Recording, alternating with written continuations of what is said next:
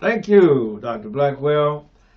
And let me say Hotep or Habaragani to my Africana Studies colleagues and seekers after the truth all.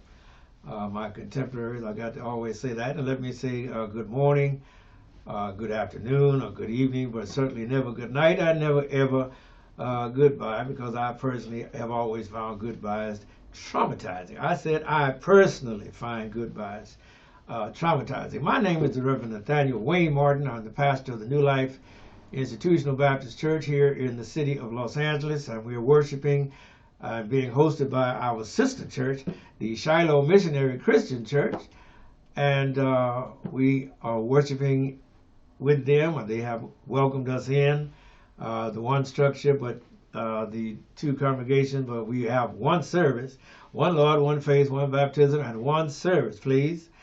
And so you're welcome to worship with us at any and all times in which you are in the area.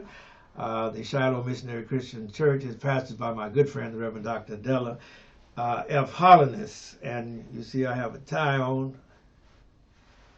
Amen. I had to go to a friend of mine's funeral today, Bishop Lucky, who was a longtime fixture and a pioneer and missionary innovator in our neighborhood, has passed on, and we did his obsequies on today. So continue to lift the Lucky family up in prayer, if you please. All right, the offering that you are viewing is entitled "It's Time," and of course, traditionally or classically, time is defined as the mental presupposition of the duration of an object. Object, how long has it been here? And that's how we measure time. But of course, you and I know we also measure time in music, we measure time in poetry, and we measure time in memory. Memory reminds us that time is passing and that time has passed. And so we go far beyond the denotation of the dictionary definition of what the people who make the dictionaries told us was a good definition of time. But we also know time personally, don't we? All right, and the name of this broadcast is It's Time, and what it is a social justice presentation. I say offering because it is that, presentation because it is definitely that, although I may clumsily present it at times. But we trust that you will pick up a nugget of truth that will send you down the rabbit hole to do some more research. Remember, social justice is a very broad subject. I think any English teacher would tell you to narrow your subject. Don't use such a broad subject. And we try to narrow it, keep it within the confines of economics and the environment. And God knows we are messing up the environment as we speak. And the big nations, United States of America included, refuse to acknowledge the degradation that they are responsible for, and by they I mean the United States and the European countries who have been the principal beneficiaries and have caused all of this climate catastrophe. China is new to the block, but so you can't point your finger at China, you got to point your finger at us, the United States of America, and how we have been very wasteful and profligate, and in the way that we have treated our rivers, our streams, our brooks, our ecology. If I may use that word, that means the ecology is the atmosphere around our environment, within which we have our environment.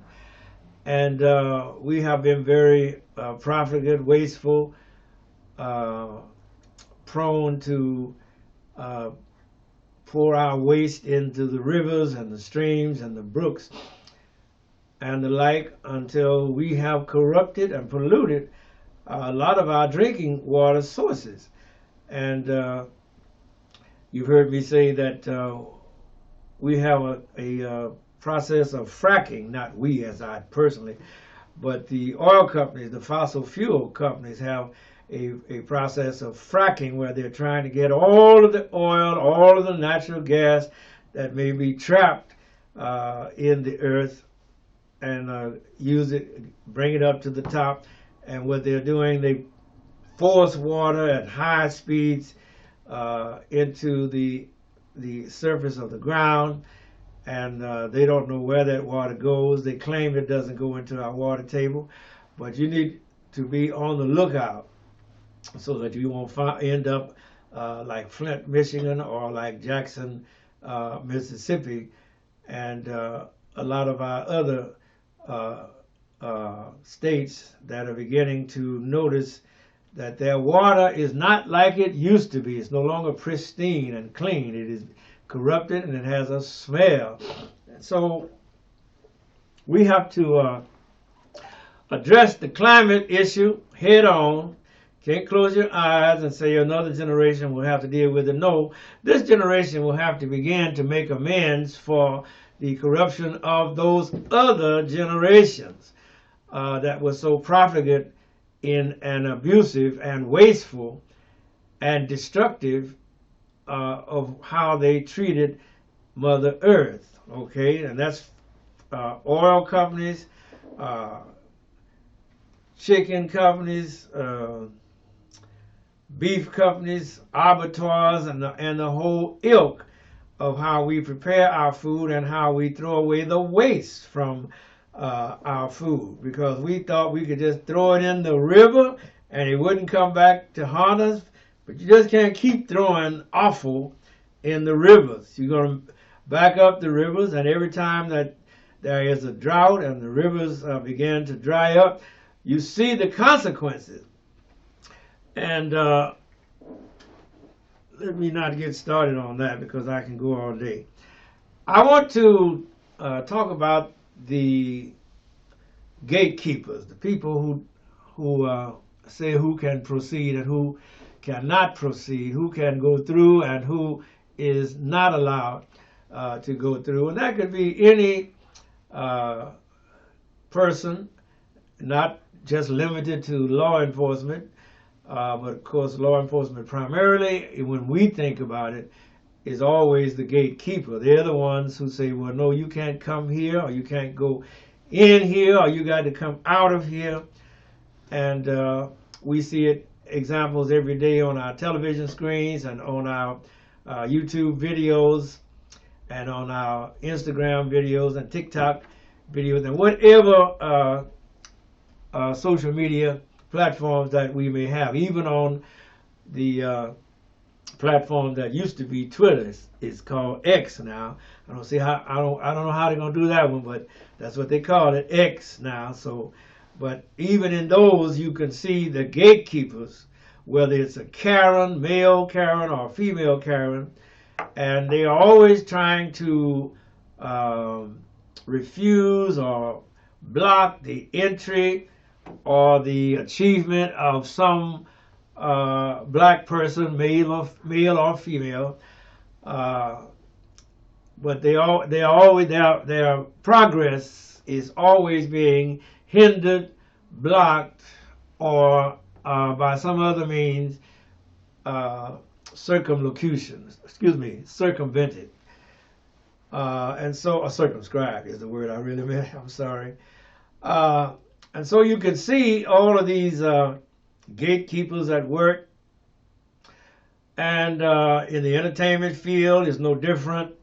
I think some of you may have been around when rock and roll was invented. I know I was. And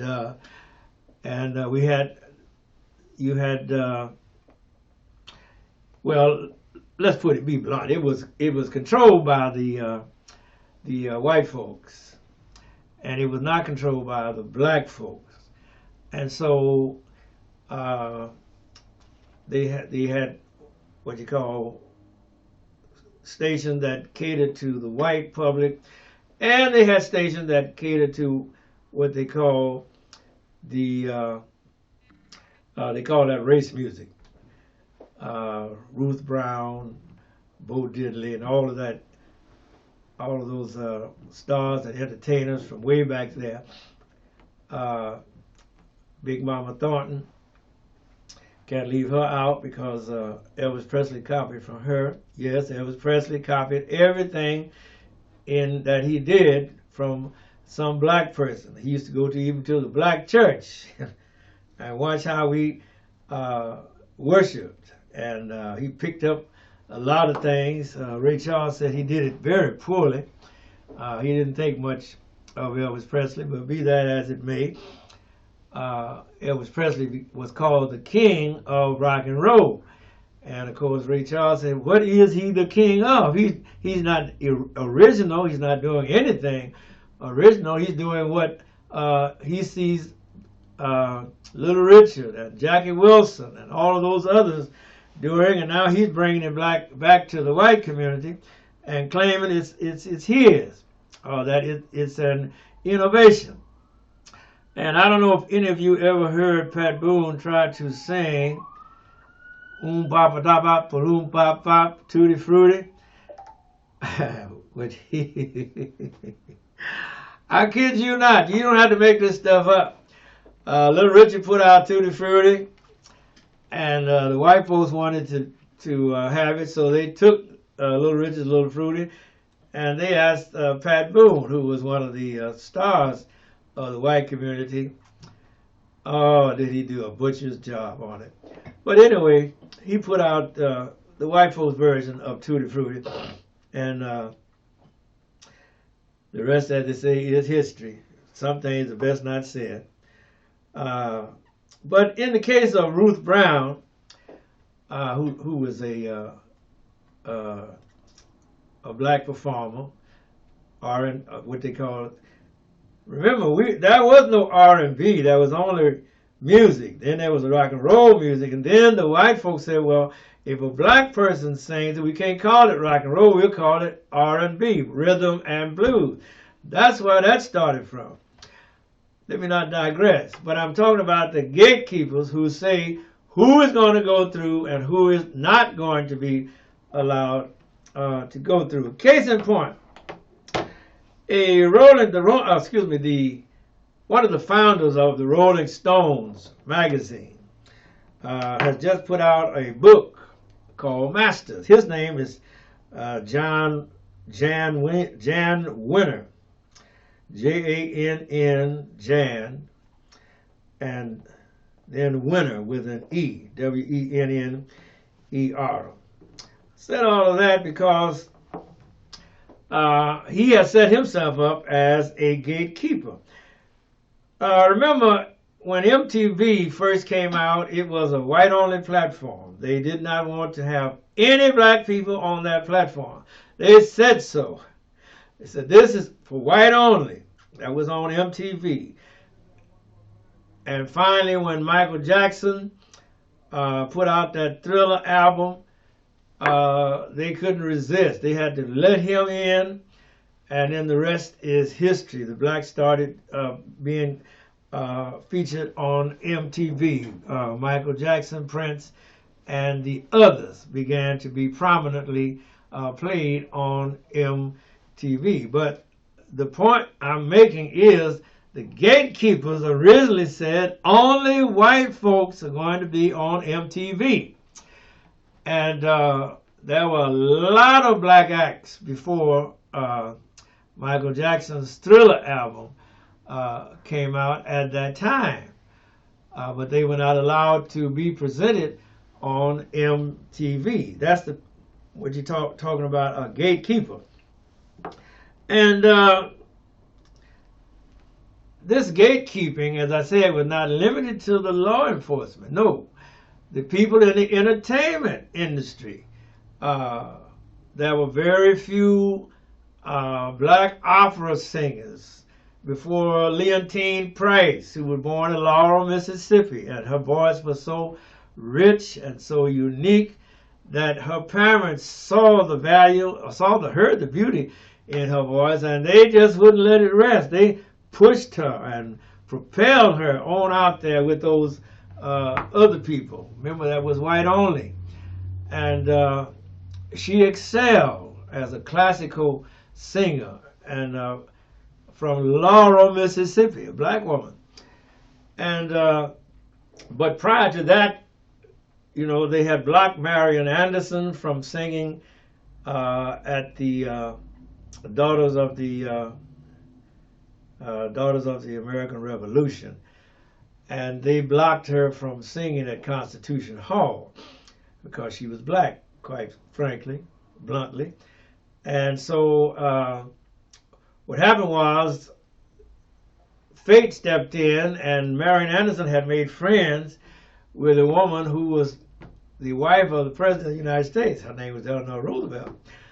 And so when Miss Roosevelt found out that the Daughters of the American Revolution would not let Marian Anderson sing in the Constitution Hall, she arranged for Marian Anderson to sing at the steps of the Lincoln Memorial, same Lincoln Memorial where Martin Luther King gave his I Have a Dream speech I think some 40 odd years later. I can't give you the exact date, but Marian Anderson first was presented on the steps of the Lincoln Memorial, and it was broadcast all over the world. That's why I say God don't like ugly. But the gatekeepers were doing their best to suppress Marian Anderson. Tell you what God loved. And but God made a way in spite of their blocks and their hindrances and the obstacles that they cast up. All right, so Marian Anderson was a standard bearer. She traveled all over the world. During that same time, Roland Hayes, who was another great opera singer. Well, he didn't just sing opera, but he sung that genre of music that our white brothers and sisters love. And so he was prominently featured, but he didn't, of course, get the recognition that, say, like a Pavarotti received.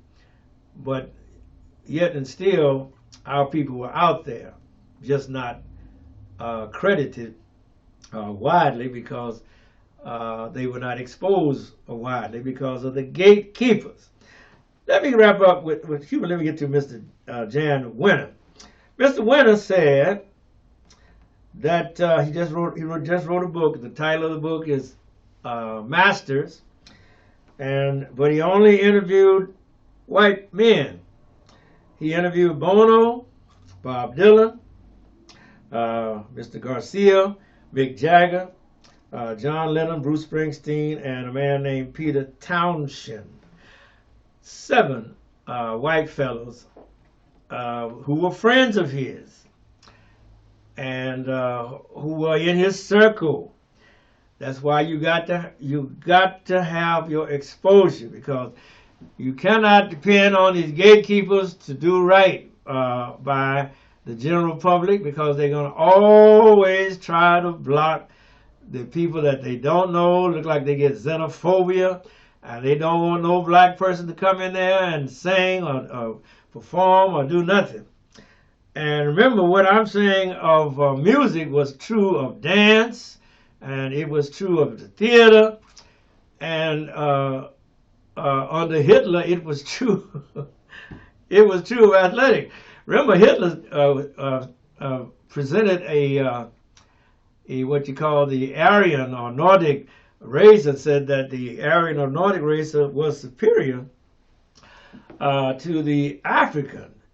And then, of course, Jesse Owens came over there in the 36 Olympics and just ran rings around the German athletes. And Hitler wouldn't shake his hand when he was in Berlin. And Franklin Delano Roosevelt wouldn't shake his hand when he was in Washington, D.C. So you had two presentations of bigotry. Hitler was a bigot, and FDR, for all intents and purposes, was a bigot. Why do I say that? Because he invited, FDR, invited all the members, all the white members of the U.S. Olympic team to the White House, but he never invited Mr. Metcalf or Jesse Owens or any of that ilk to come to the White House. Yes, he was just as racist as anybody else. Be that as it may, Mr. Winter here says that performers of color and women are just not in my zeitgeist. And the word zeitgeist means spirit of the time. All right, the people had to meet, according to Mr. Jan Winter, a couple of criteria. But it was just my personal interest and love of them. That is why we had to have our own platform. That's why I'm over here at KTYM, so that we can have our own platform. We either got to be on somebody else's platform or have our own platform where we can tell our own story. Because until you can tell your story, the hunter will always be a hero. That's what the lion said.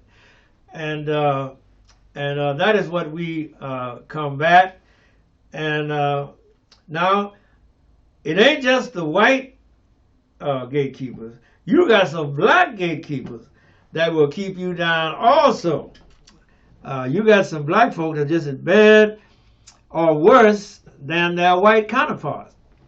And you have to circumvent them, go around them, or push past them in order to get your message out or to get your artistry out. And but to close out on Mr. Winter, remember, he only interviewed these white fellas. Okay, but Mick Jagger watched Tina Turner. And, of course, Mick Jagger couldn't dance, but he tried his best to emulate Tina Turner. John Lennon, who was in the Beatles, they said all of that ooh, ooh, they got that from Little Richard. All right. Bob Dylan is another one who was in the civil rights movement, in the civil rights struggle. And he wrote a song called If I Had a Hammer, I'd Hammer in the Morning. And Sam Cooke said, now, a black man should have wrote that song. And so right after that, Sam Cooke came out behind Bob Dylan with the greatest song of that era, Change is Gonna Come, which song we still sing today in one form or another. I'm saying all of that to say how the gatekeepers try to hold you down, try to hold you back, try to hold you out. And it is just not the white gatekeepers. You also got black gatekeepers who will hold you back and keep you from reaching your potential if you let them. And so you have to be always mindful that there are going to be obstacles in the way. And all the obstacles, some of those obstacles are going to look like you and be your color. But they're not on your side, and you're going to have to proceed and progress on. You're going to have to run over some of your own people in order to be successful out there in the big arena. All right. Let's see, this guy, Winter, he says, it was my personal interest and love of them, talking about Mick Jagger, Bob Dylan, Bono, and the rest, John Lennon, and the rest. He said it was not that I didn't know about Marvin Gaye. It wasn't that I didn't know about Curtis Mayfield. He said I just didn't think they were on the intellectual level. Can you imagine? When you look at Marvin Gaye's lexicon and you look at Curtis Mayfield's lexicon, A New World Order, A Brand New Day, people who are darker than blue, and all of that, Will Winter. How could this man, this Jan Winter, whoever he is, Oh, 5 minutes? Good, mighty, 5 minutes, y'all. How could he say that, how could he fix his mouth to say that he couldn't find no black person and he couldn't find no woman? That was Aretha Franklin, Carole King, can't think of that white lady's name right now, Joni Mitchell.